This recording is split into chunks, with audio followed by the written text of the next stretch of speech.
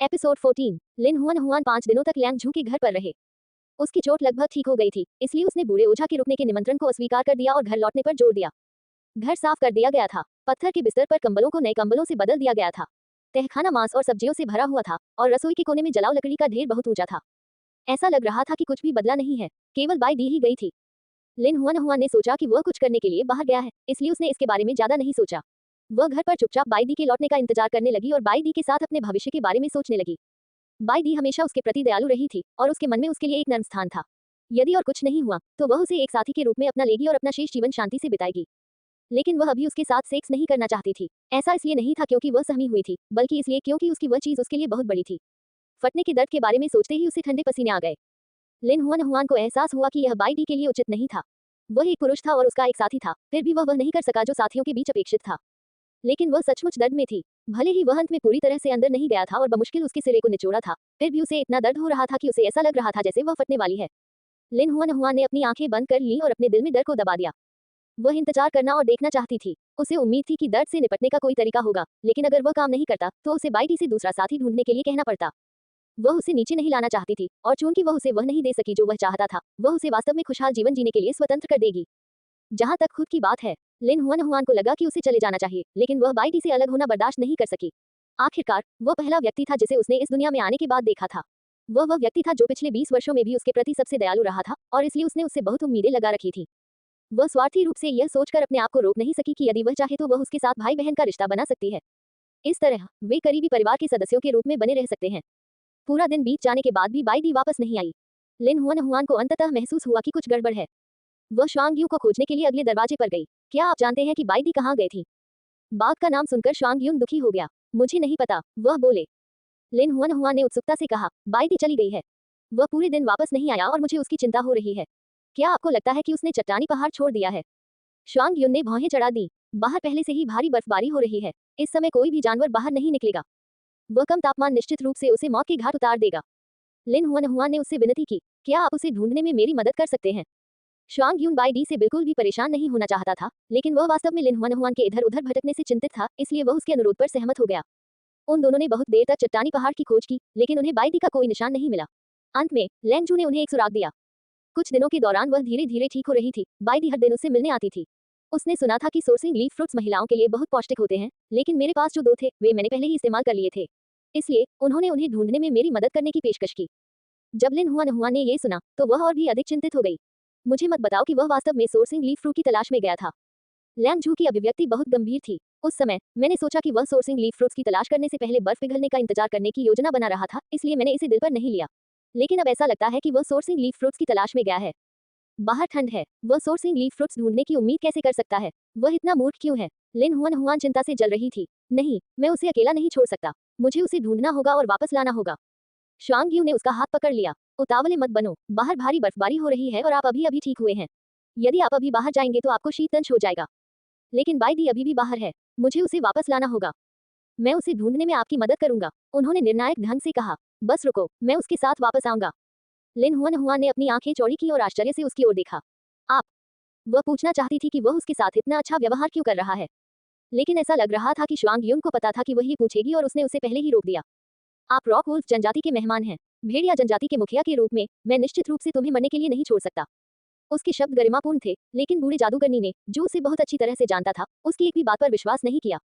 Lang झू ने श्वांग you को भी अजीब नजर से देखा। मुझे क्यों नहीं पता था कि तुम इतने जिम्मेदार थे? श्वांग यू ने अपनी अभिव्यक्ति बदले बिना बकवास कहा, ऐसा इसलिए है क्योंकि आप बूढ़े हो रहे हैं। समय बहुत महत्वपूर्ण था, इसलिए श्वांग यू ने ज्यादा तैयारी नहीं की। जाने की तैयारी से पहले वह सूखे मांस का एक बड़ा बैग और शराब की एक बांस ट्यूब ले गया।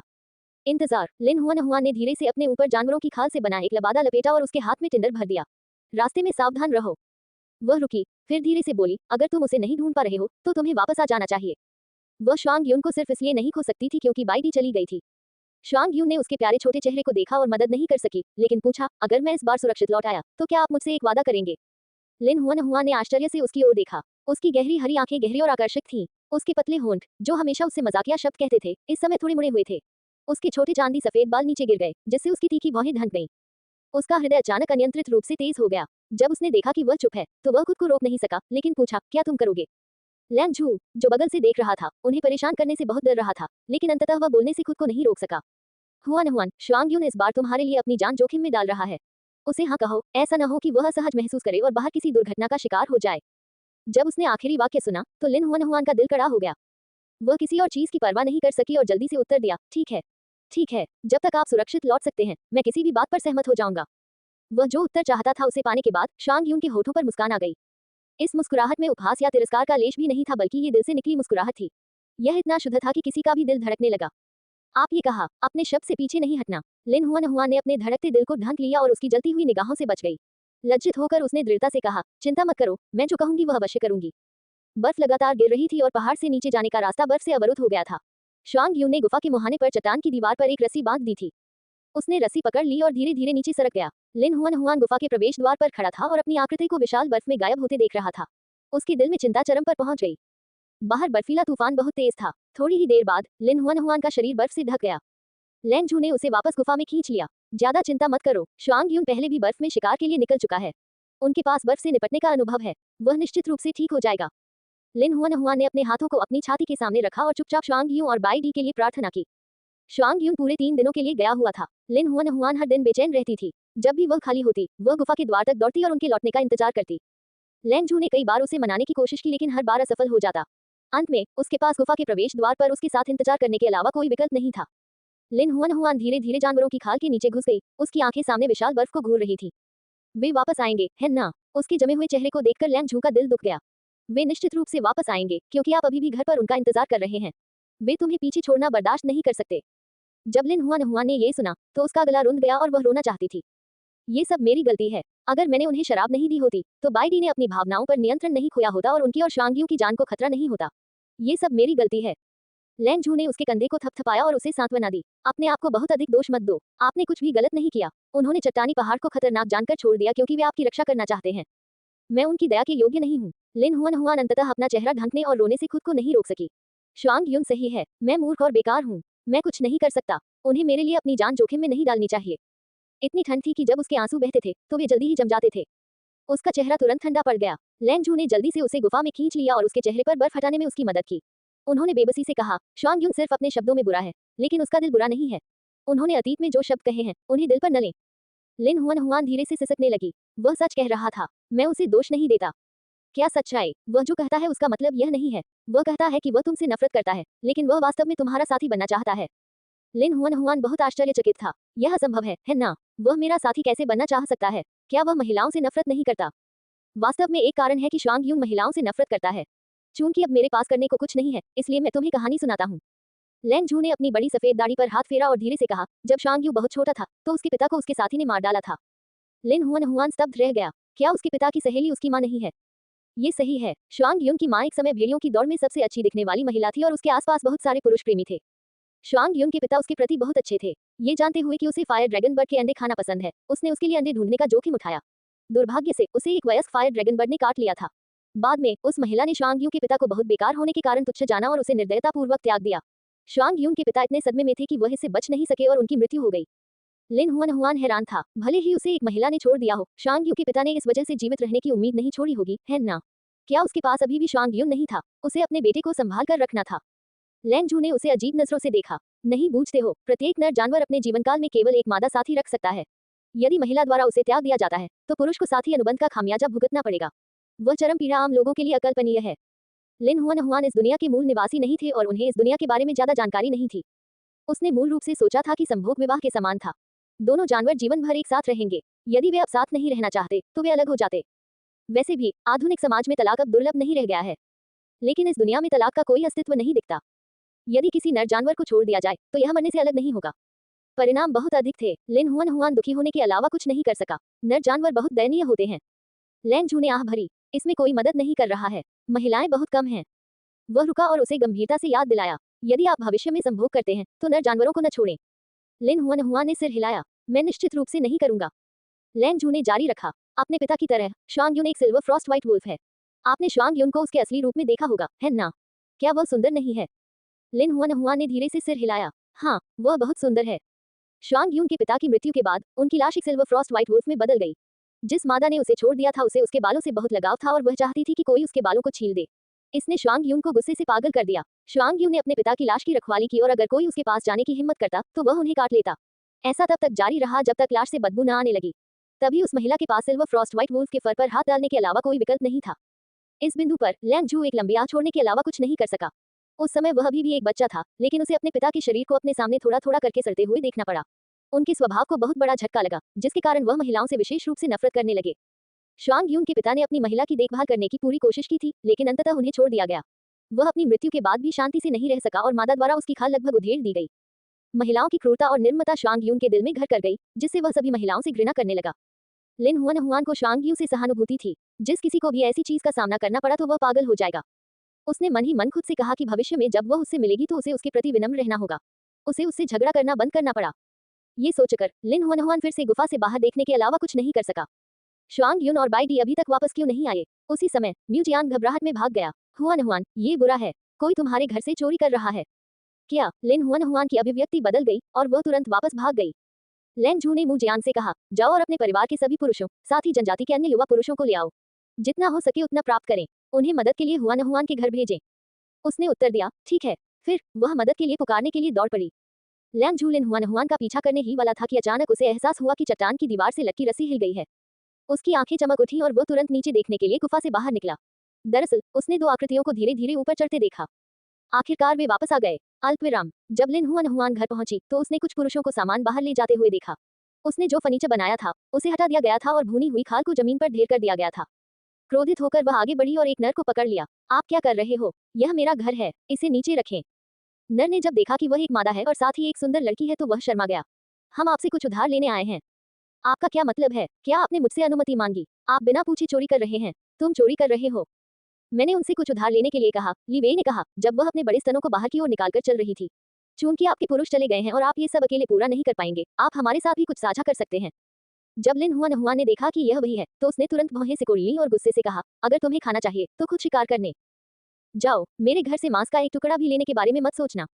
ली वेई ने कहा, जंगल बर्फ से ढका हुआ है, सभी जानवर छिप गए हैं और शीतनिद्रा में सो रहे हैं। हमें कोई शिकार नहीं मिल रहा है, इसलिए हम आपसे केवल सर्दियों के लिए कुछ भोजन उधार ले सकते हैं। अगर आप नहीं भी चाहते तो भी कोई बात नहीं। वैसे भी आपके घर में कोई पुरुष नहीं है, तुम केवल एक छोटी महिला हो। हम जो चाहे ले सकते हैं, आप हमें बिल्कुल भी नहीं रोक सकते। आप। लिन हुआन इतना क्रोधित थी कि उसका चेहरा लाल हो गया और उसका पूरा शरीर कांपने लगा। ये डकैती है। जब मेरा पुरुष वापस आएगा तो वह निश्चित रूप से तुम्हें जाने नहीं देगा। ली वेई विजयी रहे, लेकिन तभी जब वह जीवित वापस आए, बाहर भारी बर्फबारी हो रही थी और पूरा जंगल बर्फ से ढक गया था।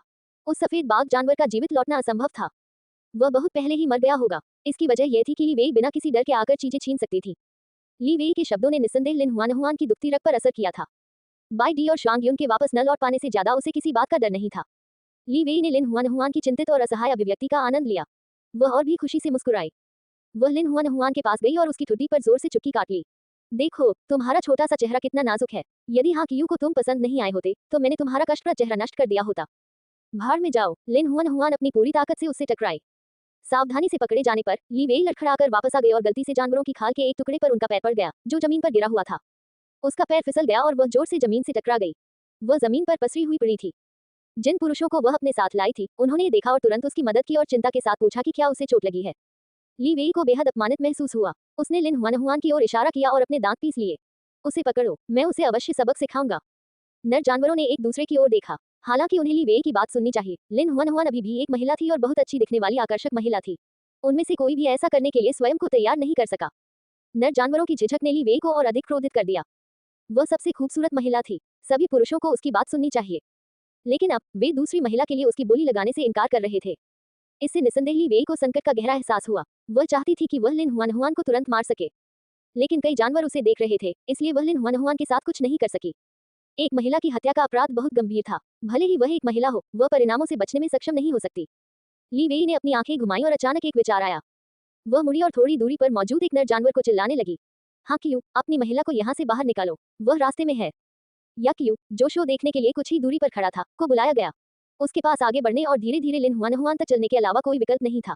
उसकी मुस्कान ईमानदार थी, लेकिन उसकी आंखें चमक रही थी। बेचारी छोटी महिला, आपका पुरुष साथी बर्फ में मर गया है। अब से मैं तुम्हारे अकेले रहने के बारे में सोच भी नहीं सकता। तुम मेरे साथ क्यों नहीं आते? मैं आपकी अच्छी देखभाल करूंगा। बोलते समय उसने लिन हुआन के चेहरे की ओर देखा। उसकी नाजुक गोरी त्वचा गुस्से से लाल हो गई थी और उसकी काली आंखें धुंधली गुफा में बहुत चमकीली थी। उसकी पतली कमर, उसके सीधे पैर और उसके मुलायम काले बाल, ये सब, उसकी आंखें दृढ़ संकल्प से भरी थीं। ये खूबसूरत महिला उसकी होने वाली थी। लिन हुआन हुआन को एहसास हुआ कि उसके सामने नर जानवर की नजर में कुछ गड़बड़ थी। वह 2 कदम पीछे हट गई और खुद को उससे दूर कर लिया, उसकी हर हरकत को सावधानी से देखती रही। मुझे आपकी देखभाल की आवश्यकता नहीं है, और मैं तुम्हारे साथ नहीं जा रहा हूँ। हाँ, कियू की मुस्कान लड़खड़ा गई। तुम्हारे घर का खाना छिनने वाला है। यदि तुम मेरे साथ नहीं आओगे, तो तुम भूख से मर जाओगे। ली वेई ने आवाज लगाई। मैं तुम्हें सलाह देता हूँ कि या कियू के साथ जल्दी से चले जाओ, नहीं तो तुम भूख से मर जाओगे। लिन हुआन हुआन बेहद गुस्से में थी, लेकिन वह शांत हो गई।